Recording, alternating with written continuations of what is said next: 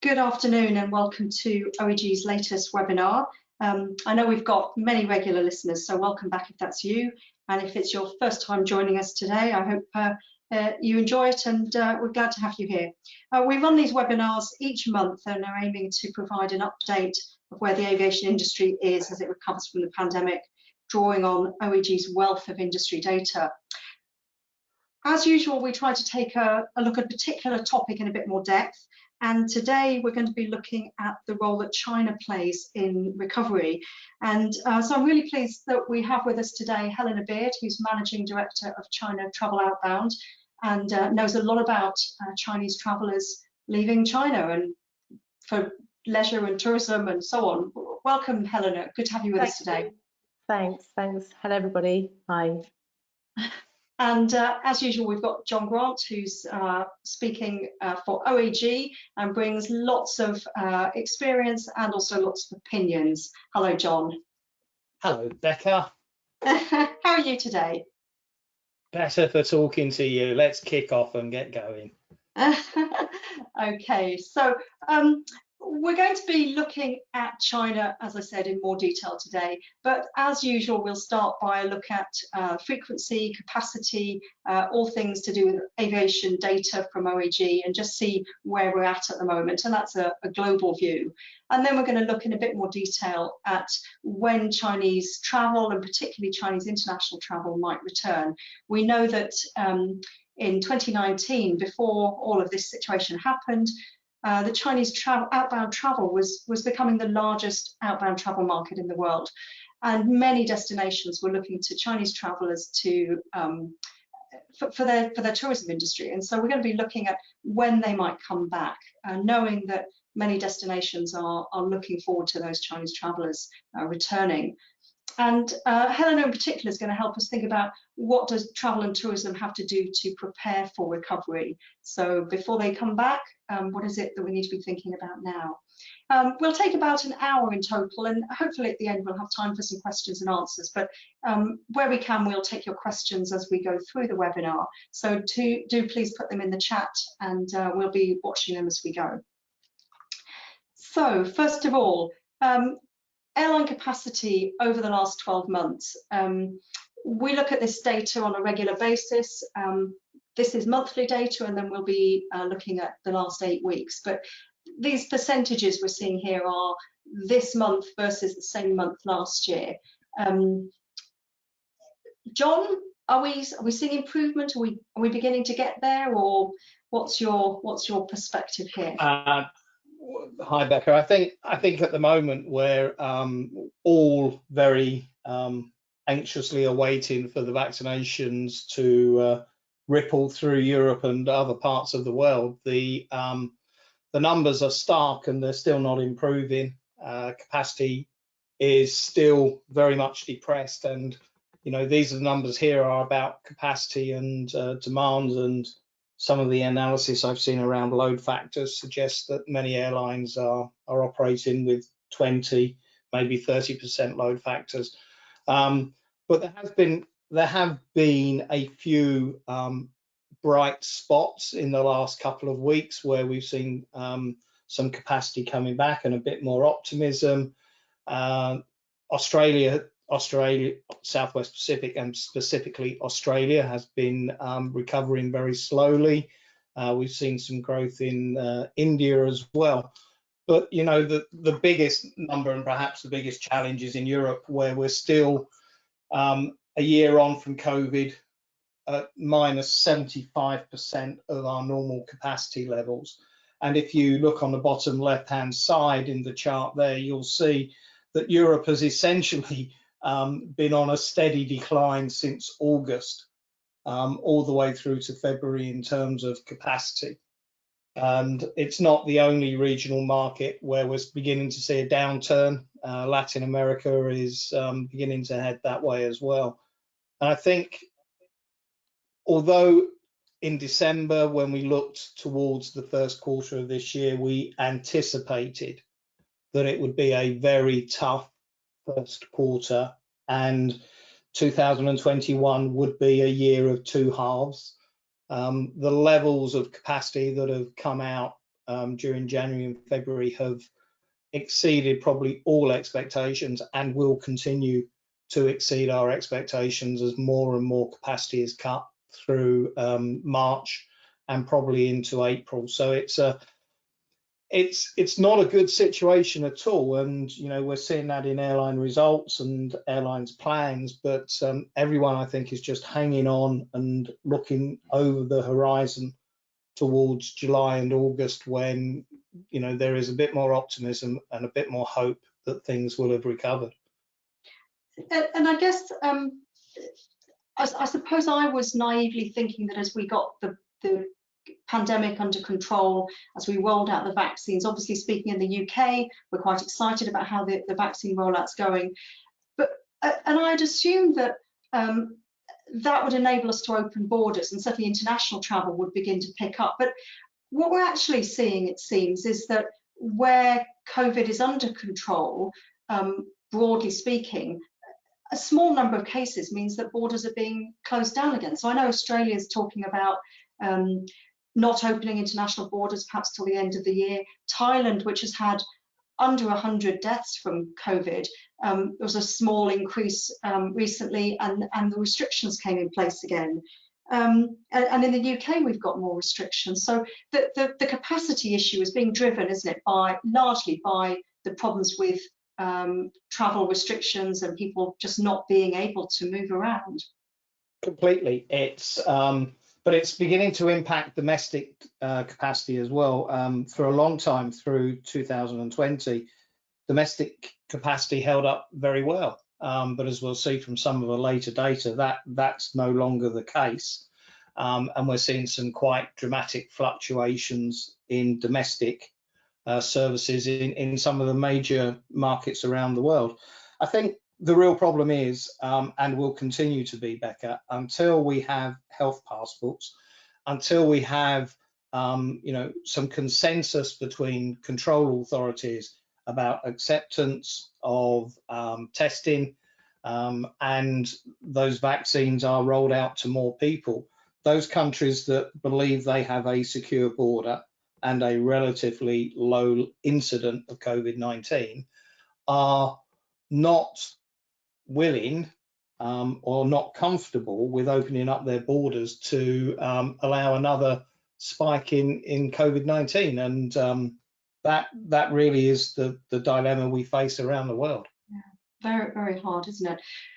Let's look at the similar data, but just for the last 8 weeks. And on the left, we've got the data for regions, and on the right for some of the major country markets that we like to look at regularly.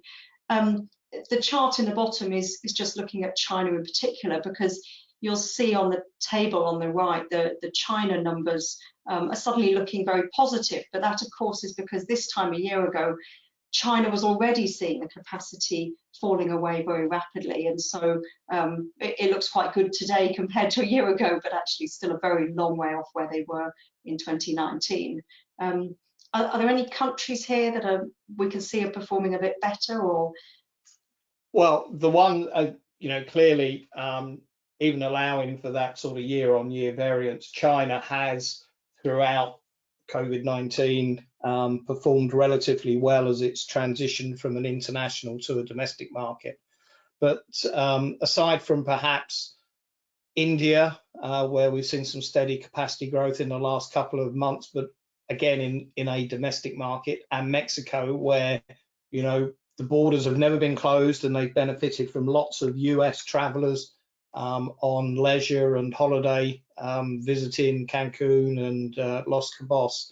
It's a pretty depressing situation, Becca. If you have markets such as the United Kingdom at almost just 10% of its normal capacity levels, Germany at just 15%, Singapore at just 15%, and France at just 30% of their normal levels.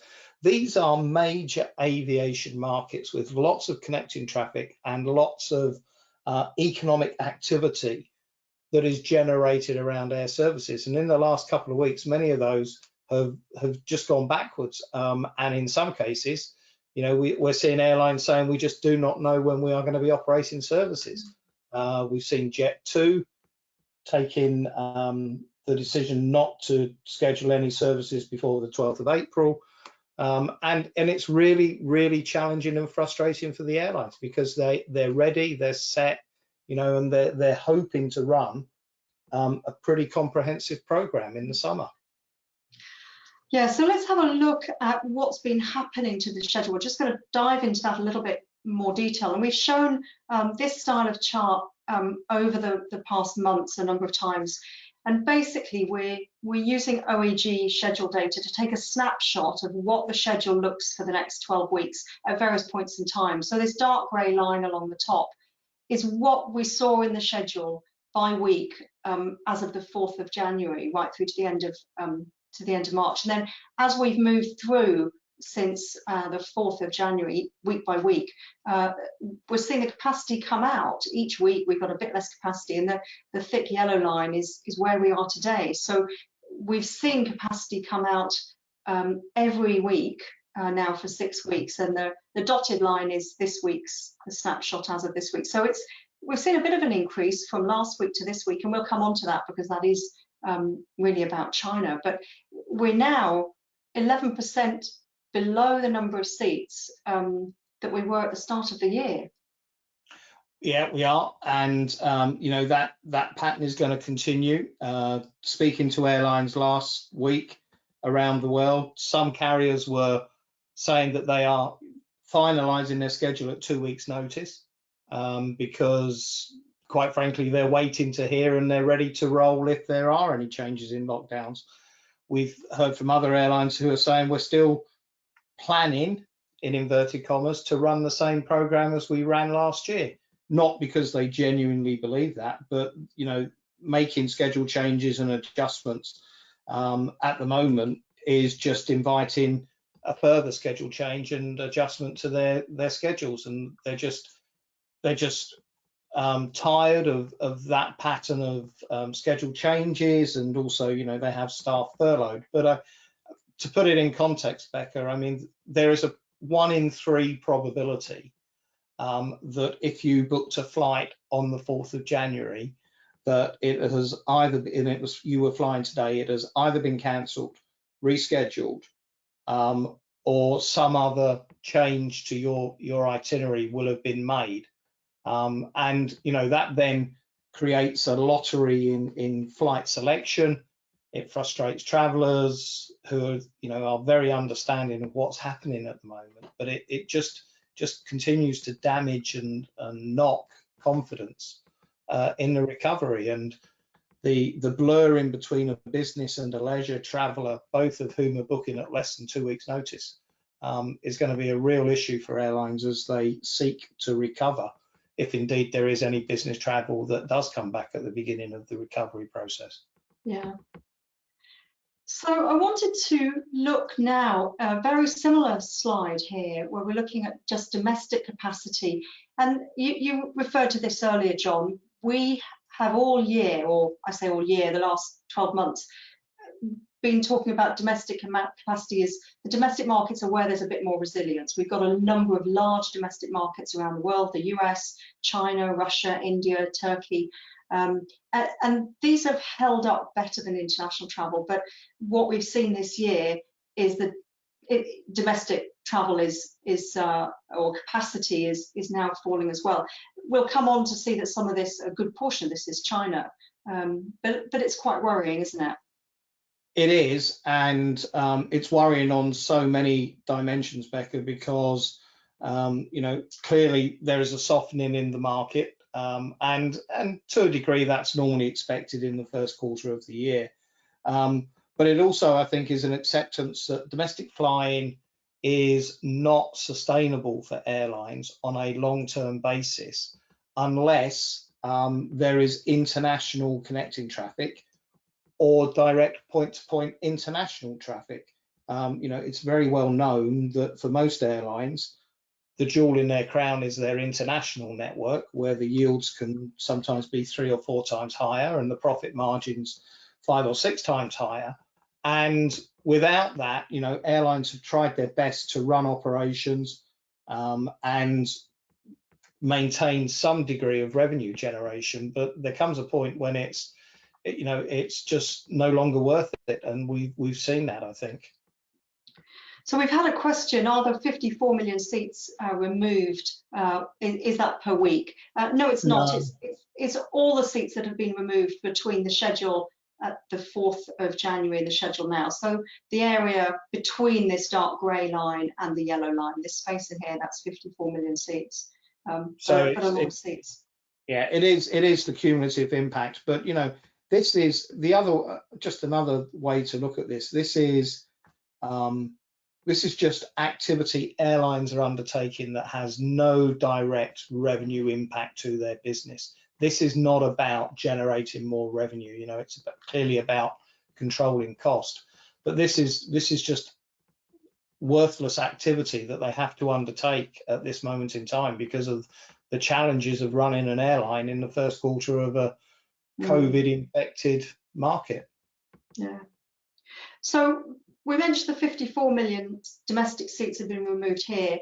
When we look specifically at China, 25 million, so nearly half were actually in the Chinese domestic market. And this is a very steep downturn, isn't it? We saw 3.3 million seats removed last week and 3.9 added back this week.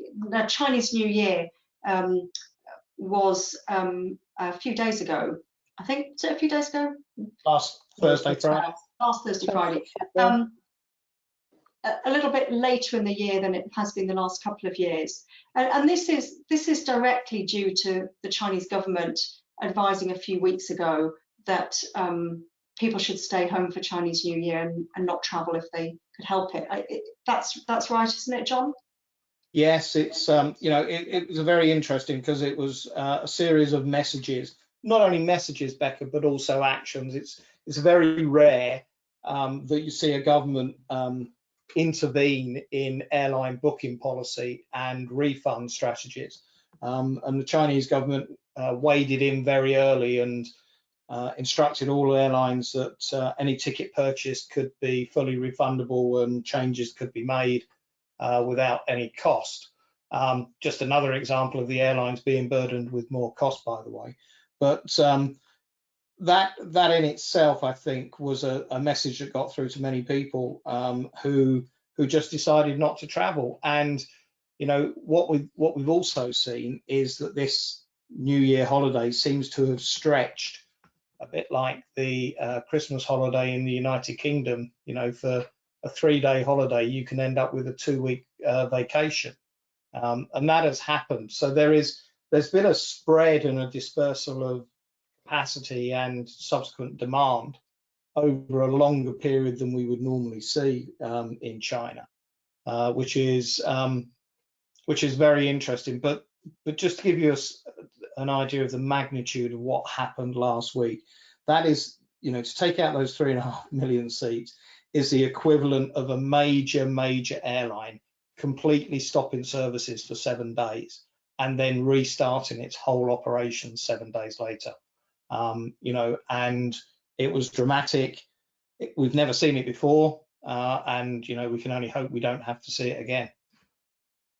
I guess what it does point to is the ability or the influence of Chinese government policy decisions over aviation. And so, as and when the Chinese government say, yep, you can fly internationally, they'll fly internationally. Absolutely. There will be a dramatic shift of capacity. Just to put that in context, Chinese international services at the moment are running at less than 10% of their normal capacity levels. And many international carriers flying inbound to China are restricted to just 1 flight a week, which clearly, is challenging for them. And there are severe penalties for airlines who unfortunately carry an inbound passenger who is infected with COVID. And airlines from Cathay Pacific to KLM and other carriers have lost and been advised that they could not operate for a period of time because they've brought some people in who were infected. So the government influence is pretty pretty dramatic in China, certainly by Western standards. But if we take a longer view, we know that when it comes to domestic travel in China, high-speed rail is making a big impact and is being rolled out. There's plans to roll out even more high-speed rail services across the country. So the Chinese airlines, they have an interest in being able to fly internationally, don't they? Not just from a profit point of view. We know that some of their regional international routes to Japan and places in the region are their most profitable. They're going to find that the domestic market is getting more and more competitive with high-speed rail services, aren't they? So they need international travel. They're not going to walk away from that as a market, are they? Absolutely, and we heard this morning that Chinese airlines are beginning to press for international services to be reintroduced and a relaxation of the rules. But it's likely we will see a very different international network from those Chinese carriers as they go through that recovery phase whenever it occurs, Becca. Certainly flying, as you said, between the sort of 2 and the 3 hour sectors is extremely profitable for the Chinese airlines. It's good for aircraft utilization. There's large point-to-point markets. There's pent-up demand for people who want to go to Thailand for a leisure break, or people who want to go to Japan or South Korea on a shopping trip. And that market, I think, is a quick win for the Chinese carriers. What I think will be more concerning will be the return to long-haul international services. For many years, there has been a drive towards international connectivity from secondary Chinese cities to Europe and North America, principally from the tier 2 airlines in China. And those services were never profitable. And it certainly looked like they were not going to be profitable for some time. Load factors were quite low, yields were quite low, although their cost bases were equally quite low. But some of those secondary airport cities in Europe and in North America perhaps are not going to see the scale of Chinese capacity and Chinese airline activity that they saw before. If you're an Amsterdam Schiphol or a Stockholm or a London Heathrow, you'll probably be fine because of the influence of the airline alliances, the connectivity, and of course, just the sheer market sizes there. But I have some concerns for secondary European cities who may not quite get the capacity back as quickly as I expect. Yeah, it's going to be, well, we know it's tough, and we'll be exploring that a little bit later in the webinar. So all this turbulence in capacity and schedules in the last 6 weeks has, without, we shouldn't be surprised, but we've seen a lot of cancellations that come along with it. This is OAG flight status data from a year ago through to the current week, and we've seen in the last few weeks a big spike in cancellations. That happens whenever we see the schedules changed at short notice. In some ways, this isn't perhaps as concerning as it looks, is it, John? Because we know that there's an awful lot of routes in China, high density routes with multiple services. If one flight's cancelled, there's probably another one in an hour, isn't there? So this may not have the sort of impact on travellers that perhaps looking at a 15% cancellation rate might imply. Yeah, I think you're absolutely right. The devil is in the detail. There are these very high density routes with almost shuttle-like operations every 30 or 45 minutes, and they will have seen a large proportion of those cancellations.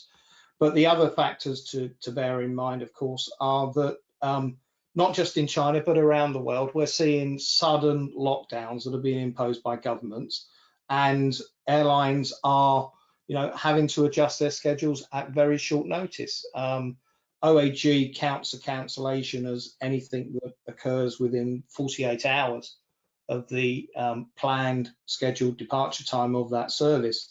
So when you're seeing these sudden lockdowns taking place, an airline would have been fully intending to operate that service and then has to cancel it.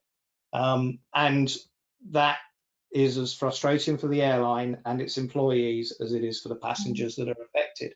But it's probably an indication of what the new normal will look like, particularly on in those markets where you can see high frequency services. Sydney, Melbourne would be a classic example where that this could occur in a recovery phase. Again, from Seoul, Gimpo to Jeju Island is another example where high frequency routes where you'll suddenly see lots of cancellations occurring. And this is just the new normal. So quite frankly, get used to it and be glad that you arrive at your destination. I'm sure that'll cheer everyone up. Let's have a look at some of the airlines, some of the Chinese airlines. We've shown here on this chart the capacity for this week versus the same week last year and the week in 2019 for each of the biggest of the Chinese carriers. Now, obviously, Chinese New Year fell in different weeks in the last 2 years, but it's interesting, isn't it? They have, on the whole, the capacity they're offering in the market isn't too far off what it was in 2019, is it? But very, very little international travel, which is the chart over here on the right, a tiny little grey line here at the top to show there's really very little international capacity. Absolutely. I mean, it's less than 10% of flights, and it's even a smaller proportion of capacity.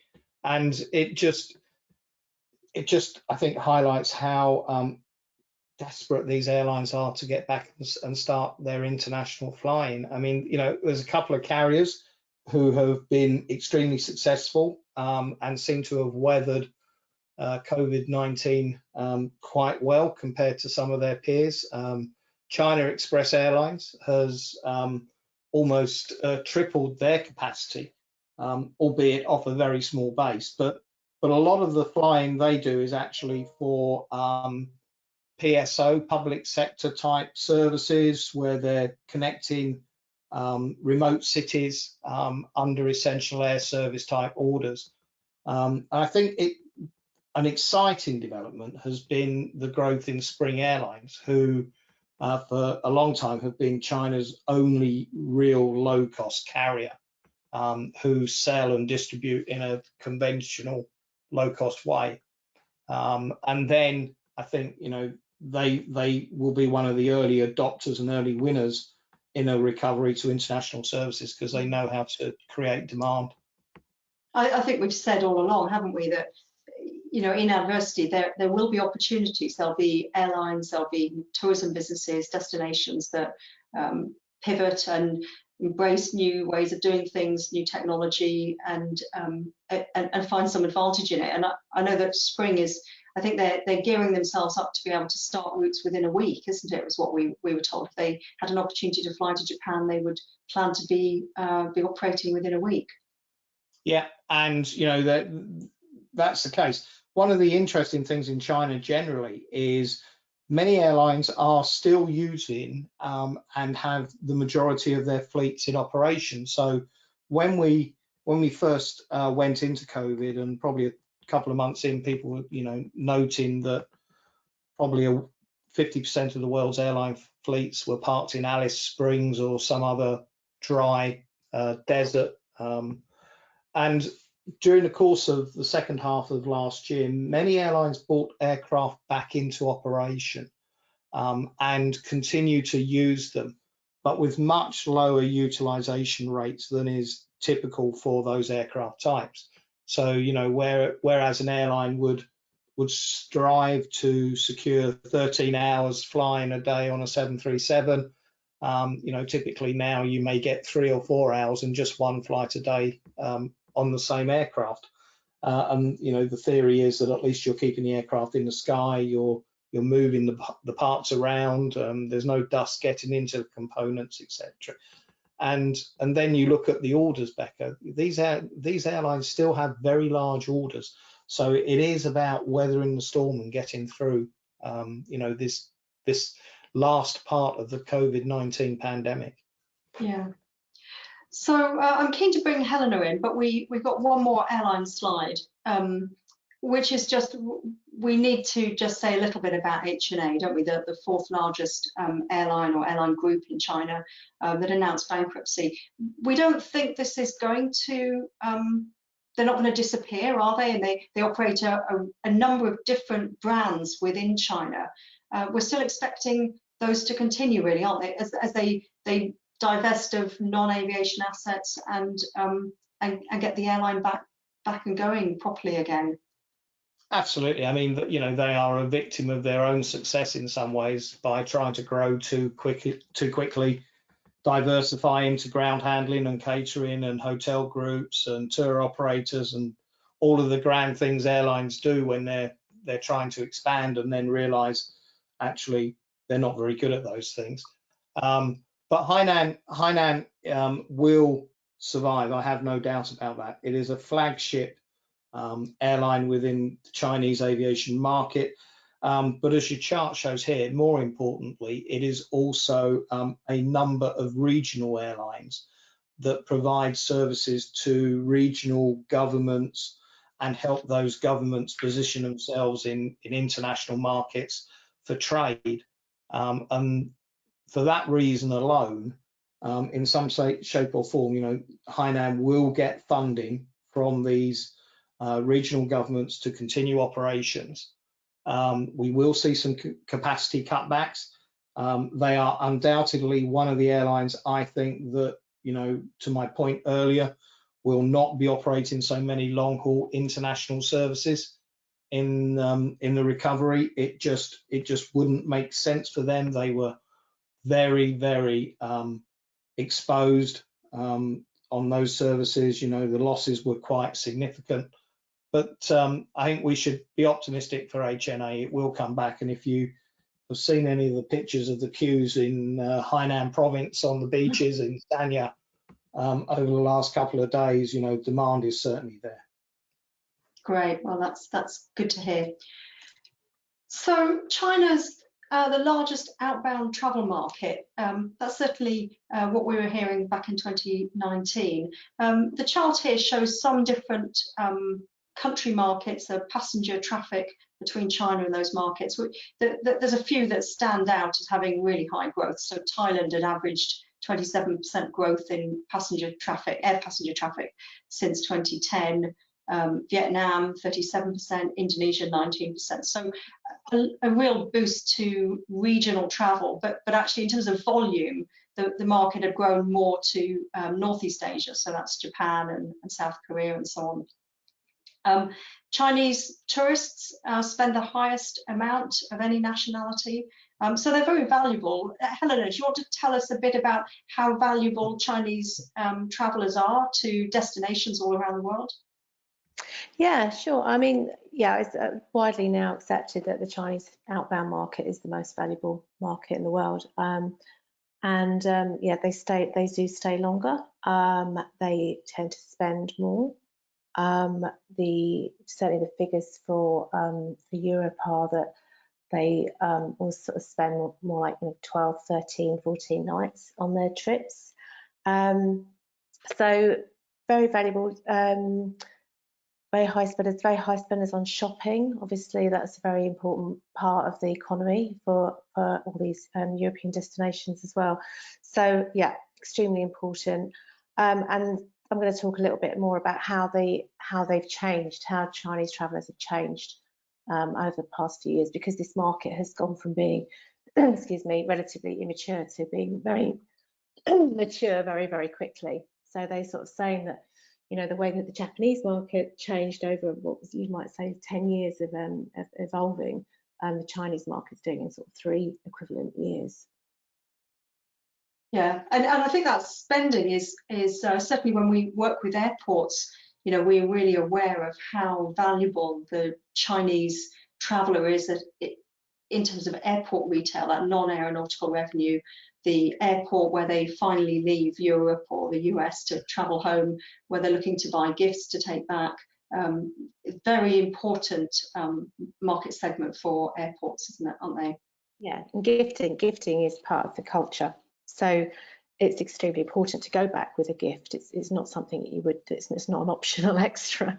You've got to get a gift. For pretty much everyone is important in your life for when you get back from travelling.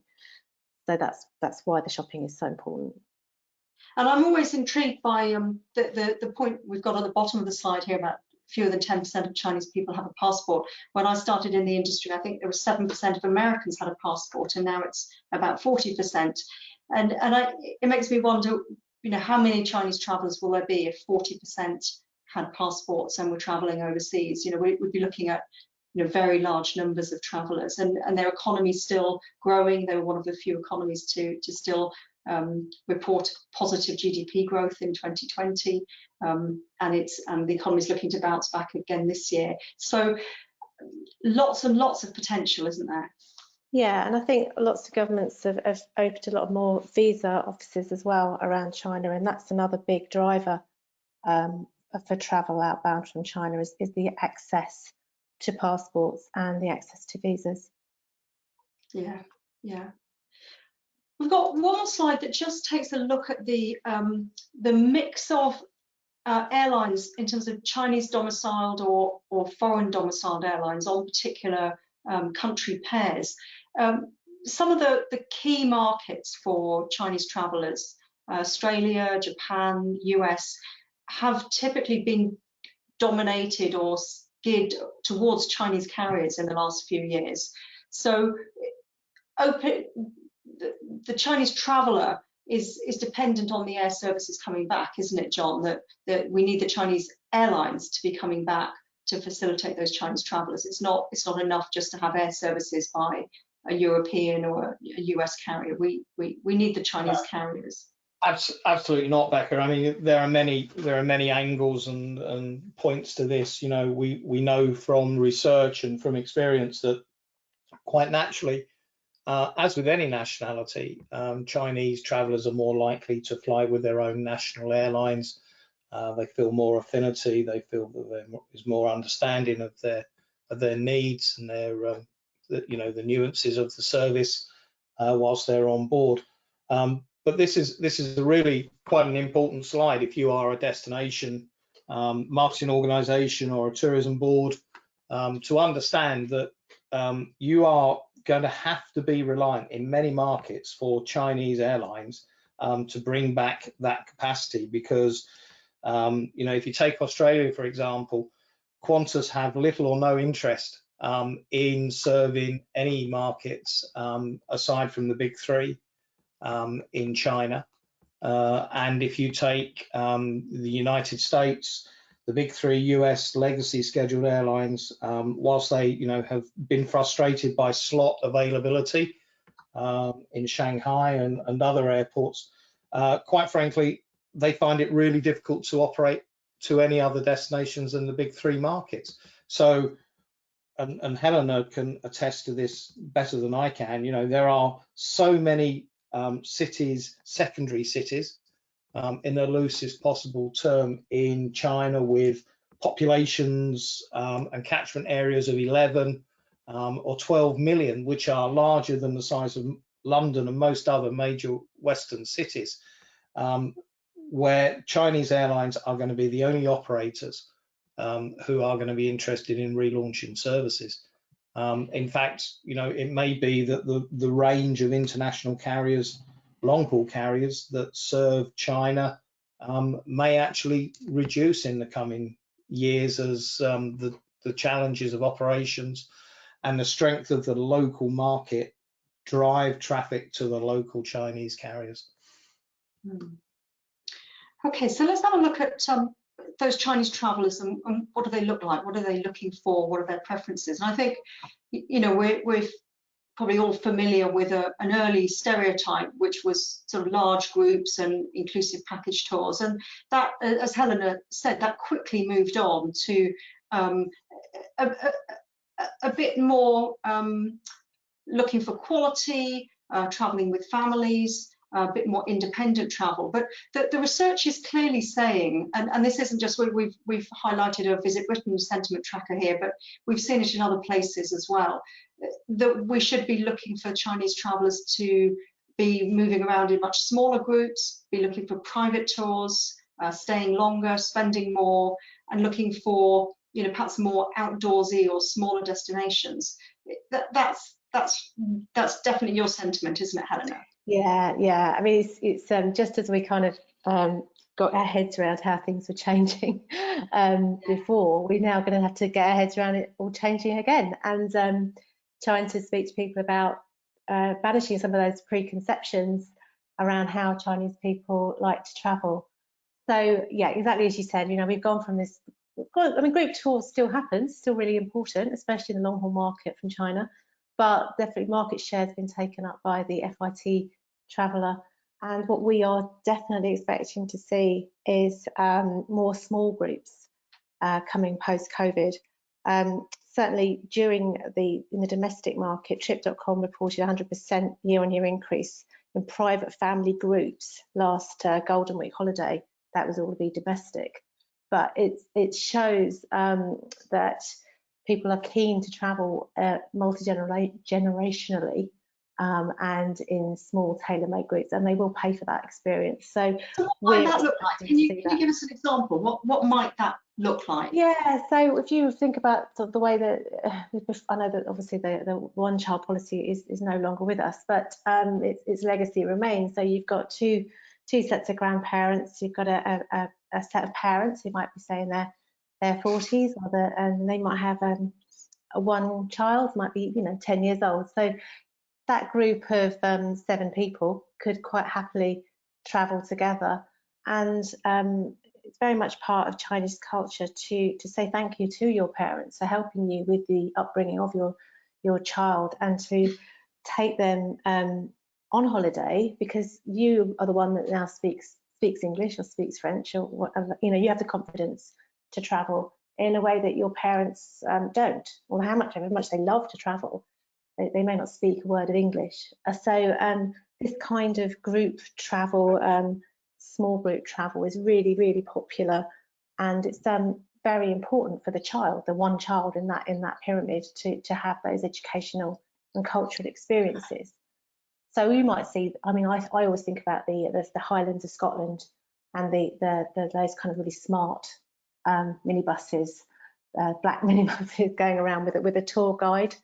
And a group of maybe 7 people in the back, and I can see that being in high demand in the future. And that's quite a small scale sort of tourism offering, isn't it? But these Chinese travellers will have planned everything before they leave, won't they? It's not a matter of travelling to France or Germany or the UK and then thinking, what am I going to do when I'm there? They will have planned and booked these things in advance, even if they've only booked the flights really quite late on. Yeah, most likely to be booking, as you say, they're still very, very reliant on the travel trade. So Chinese travellers, these leisure travellers I'm talking about, they tend to book through online travel agencies and operators such as Ctrip, and they'll book they'll know what they're doing every single day, down to kind of which shop maybe in some cases they want to visit when they're in London that afternoon that they've put aside for that. So everything is researched very, very thoroughly before travel, and then booked quite late. It was being booked quite late before COVID, so we're expecting that to get even later. And yes, I mean the capacity of the Scottish Highlands to take tailor-made groups, I thought scared the life out of anyone here from the Scottish Tourist Board. But there will be other options, people travelling around in smaller groups and travelling on their own as well. So self-drive is going to become more popular as well. We were starting to see that before COVID, and I think that's going to become an even bigger trend now. And the research is showing us that there's still a real aspiration to travel long haul, isn't there? So Europe in particular. We know that most of travel takes place regionally, but actually aspirationally, there's still that intrinsic demand to a desire to travel further afield. Yeah, Europe was starting to move into top spot in terms of aspiration before COVID. Helena, can I ask, is this all of this point, smaller groups, family units. Does this all point to actually higher yielding markets and opportunities for suppliers who? Yeah, so the way I see this going is I think that there'll obviously be fewer travellers. So in terms of numbers, there will be fewer, certainly for the next year or 2 years, I would say 2 to 3 years. But the people that are coming, I think, will be spending more money, staying longer. They will be spreading out their impact more. So, for example, the Visit Britain sentiment tracker showed that the Chinese were the highest group to be happy to forego seeing some of the must-see icons in favour of less crowded places. So, which was quite interesting, I thought, as a piece of research. So small towns, coastlines, boutique hotels have suddenly overtaken chain hotels as the most popular accommodation choice. And I think this is, it could be good news for the regions. It could be really good news for destinations who have never really traditionally seen that many Chinese tourists to actually reposition themselves, reset themselves, and say, well, we weren't very well known because we were a bit off the beaten track before, but actually we've got a fantastic opportunity now to engage with tour operators in China and maybe through social media with Chinese consumers, and talk about places like, I don't know, Shropshire. Shropshire is a great example of somewhere that's got some fantastic museums. Like Iron Bridge is an amazing gorge, those kinds of places, lots of open spaces that people could talk about, that they're not on the beaten track, but they're not too far off. You could feasibly go through Shropshire if you were going from, I don't know, Oxford up to Manchester, that sort of part of the world. And there are lots of places like that. There's lots of beautiful open spaces all around Europe that need to be promoting their nature opportunities and the safety in space, I think. Having said that, yeah, it's all good news for regions, and perhaps it's slightly less good news for the big cities. But I do personally struggle with the idea that we're not going to see a return to the popularity of Paris, Rome, London, etc. I think we obviously will. It'll come back quickly, I think. Yeah. So you spoke about social media, and we've got some logos here for some of the Chinese social media companies and companies in that space. We know that this is really important, and it's just different, isn't it, to the way we're doing things. So we're talking about all of the research that's done before they travel. So these destinations, these attractions, these places that could be visited that perhaps have a low profile now, they need to find a way, don't they, to engage with social media in China to get some sort of presence in the market. Yeah, social media is the power of the Chinese market, and it has been for many years. And it's been really interesting for us running social media accounts for our clients throughout the pandemic, because we were quite worried at first that we might be, talking to a vacuum as international travel closed down. But actually, we found that the opposite was true. So engagements and people grew. For one of our UK clients, or destination-based transport client, engagement grew by over 100% during that time on their Weibo account, because people had time to dream. They still wanted to research. They were at home, and this has continued to be true. So it's definitely a good opportunity, and you'll see that the national tourist boards are really taking advantage of social media. There's lots of very, very big campaigns. Australia have just run a massive campaign using online and offline for what they call their 8D experiences, which is an immersive experience that you can go and look at. It's excellent, actually. But social media is hugely important, and it's very different. All the social media are different in China. There's no Facebook, there's no Twitter, there's no Instagram. There is, but you have to go via VPN. And they have their own social media like Weibo, WeChat, and the video channels. So there's a new one called Bilibili, which is very popular, and of course everyone's heard of TikTok, but it's called Douyin in China. So the other very interesting kind of trend that we've seen in social media is live streaming. So this practice of publishing your live video as it happens is kind of seen as more authentic in China because you're doing it live. It's really popular brands selling products, and that includes travel brands. So in October, Trip.com's chairman, James Yang, he hosted a sort of marathon live streaming event, which was really the first time that this had been done by kind of a figurehead of a travel company. Had 90 million viewers, and they sold $56 million worth of hotels, flights and packages during that live streaming event. It was absolutely huge. It was absolutely huge. So yeah, live streaming is happening now. And the live streaming is sort of a mix of shopping channel meets entertainment meets travel research, isn't it? It's a sort of a strange combination to some of us, but yeah, very. I've heard about this this particular one with the chairman of Trip.com a number of times now. 90 million views. Interesting. And Helena, was that purely domestic travel, or did that include? Yeah. So it's easy to get carried away with the numbers, but yeah, that was the domestic thing. That's domestic travel. So a lot of that was hotel breaks that were coming up, like a bit like you know, when you buy a voucher for a hotel, but you haven't actually booked the dates. So you buy the voucher then, and then you book the dates later. That kind of. I do that for the beauty salon, Helena. Do you? Yeah, and it shows. It shows. Have you booked yet? No, I haven't booked. But it is an interesting point, isn't it? You know, any European DMO, destination marketing organisation or tourism board, who really wants to kickstart a recovery, or even, you know, there's a couple of European airports on this webinar who, you know, may run away and think we need to do a live streaming event, and let's do it now, because this is a time when people are sitting at home beginning to plan. I mean, you can do. There's been a lot of live streaming of like virtual tours around museums, that kind of thing.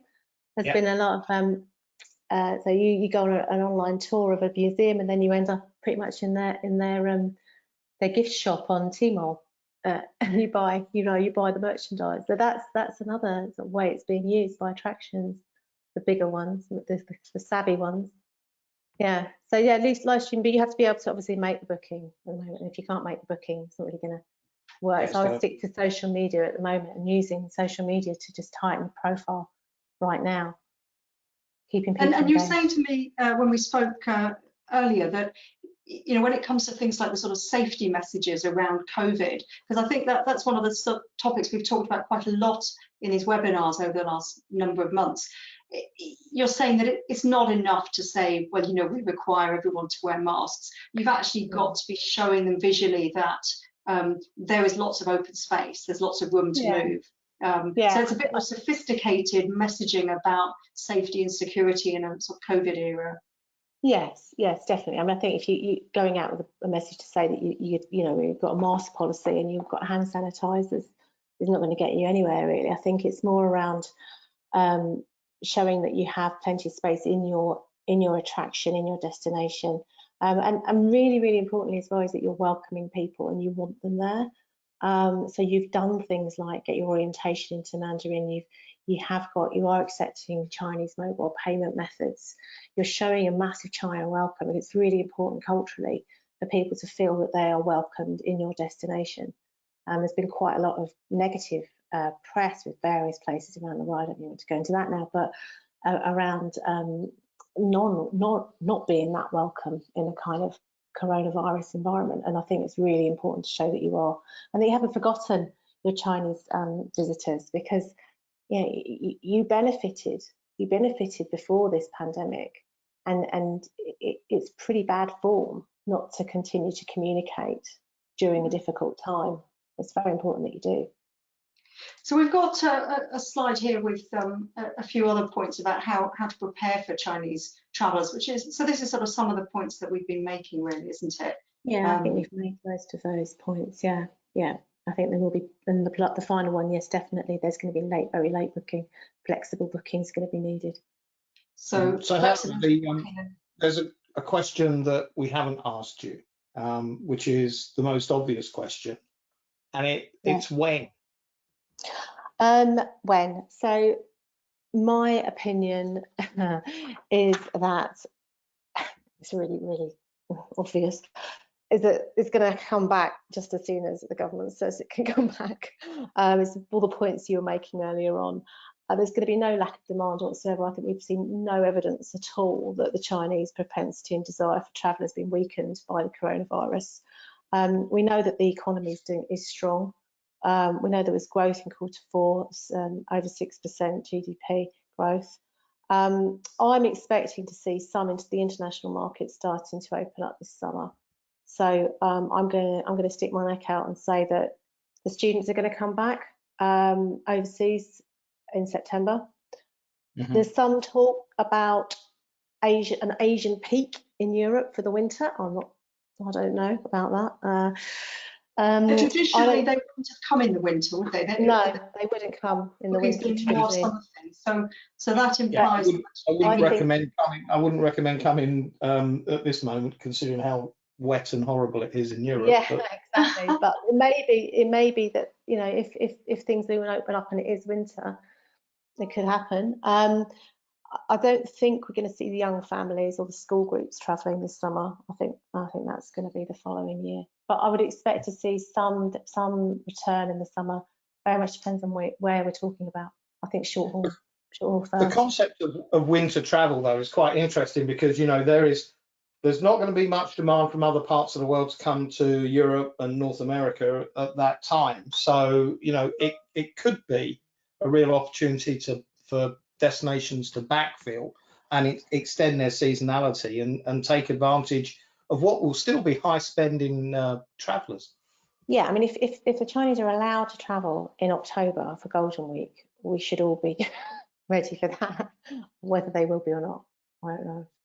And don't forget the Winter Olympics is coming up as well, 2022. Yes. So winter sports is going to be high on the agenda with China. Right. Now, you mentioned students a moment ago. This is our last slide we've got. We sometimes forget about students, but they travel. Chinese students make up a very large number of students studying abroad. Traditionally, they've gone to Australia and the US, Canada, Japan, and the UK. UK and Canada, we understand, is gaining in popularity. But you made the important point to me when we spoke previously that these people, these students, are ambassadors for the places where they've been studying when they return home, and they also have families who come and visit. So they're actually for some markets, they're quite an important travel group, aren't they? Yeah, we've done quite a lot of research into international students, and the first thing to say is I think they're going to be the first back in numbers, because I think they are going to come back in September. They've been prioritised for vaccines by the Chinese government. So that's a very different approach to vaccination, isn't it, to certainly what we have in most of the Western countries, where we're prioritising older people, vulnerable people. China's prioritising international students and business people, aren't they? Yeah. Because it's so important. This idea of, you know, global connectivity, education, so important. So I think they will be back in September. There's 120,000 of them in a good year in the UK, and they travel on average, if they go on overseas breaks, which they do throughout Europe while they're in the UK, they go on three city breaks of a duration of 6.2 nights whilst during that year. So that's a lot. That's a good market. They have a lot of money. Don't misunderstand the Chinese student market. They have some reports that's talking about £28,000 disposable spend. Our research showed £1,000 per month available per student to spend on basically enjoying themselves. So that's, you know, clothes, eating out, drinking, and travel effectively. And compared to a rapid need to get into the student union bar, then, Helena. Yeah, exactly. But they have a lot of money. I mean, you have to have a lot of money to be studying overseas. So they have a lot of money to spend, and they want to travel. And I think our survey said that we found out that 60% are visited by friends and family too, whilst they're in the UK. So that's another huge group of people who are going to travel over and want to be shown around and see the best parts of Europe, not just the country in which they are studying, but the countries nearby. So they are really important. they're locked out of Australia at this moment in time, so that's difficult for them, and that's unlikely to change. And even if it does, the political situation between the two countries is not that great at the moment.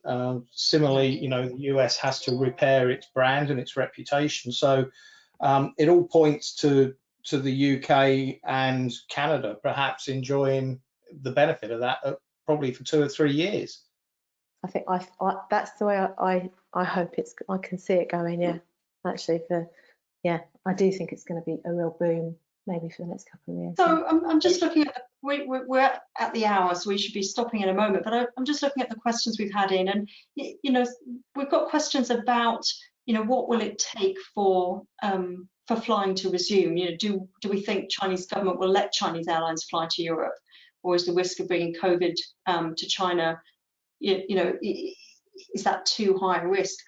What do we know, John or Helena? What sort of talk there is about how travel airlines might be allowed to travel? Is it dependent on creating bubbles or corridors, which we've talked about a lot over the last year, and they've mostly not really been very effective? Or is it passports? Is it about the COVID level or the rollout of vaccination? Do we know what the Chinese government would be looking for to decide that a country is safe to travel to? I don't think we know, unless John knows. Do you? No. My feeling is that the government would be in favour of a kind of vaccine passport type arrangement. I think it would be something. Becca, one interesting thing we have seen recently in some discussions is airlines dedicating particular aircraft to specific routes rather than the usual operating pattern, where you integrate an aircraft and it flies around your whole network. If you're an airline, literally having a dedicated fleet that flies from Beijing to Europe or to the United States. Now, practically, it could be done. There might need to be a bit more aircraft time allocated to achieve that, but if you've got aircraft that are only going to and from those markets, then you're taking a big step in reducing the risk of picking up a virus or COVID-19 passenger in Japan, for instance, or South Korea, and then the aircraft continues on to Germany or somewhere else. Very interesting. I've not heard that one before, so thank you, John. Okay, I think we'll finish the webinar there. Thank you both very much indeed for your insights, especially about the Chinese market. I hope that many of you listening will have learned new things today. So thank you very much, Helena and John. Thanks for having us. Thank you. We'll be back on March the 17th for the next webinar. I'm not yet sure what the theme will be, but it's been good to have you with us today, and we look forward to joining you again in 1 month's time. So yeah, thanks very much, John, Helena. Bye from all of us. Okay, thank you. Bye-bye. Bye, thank you.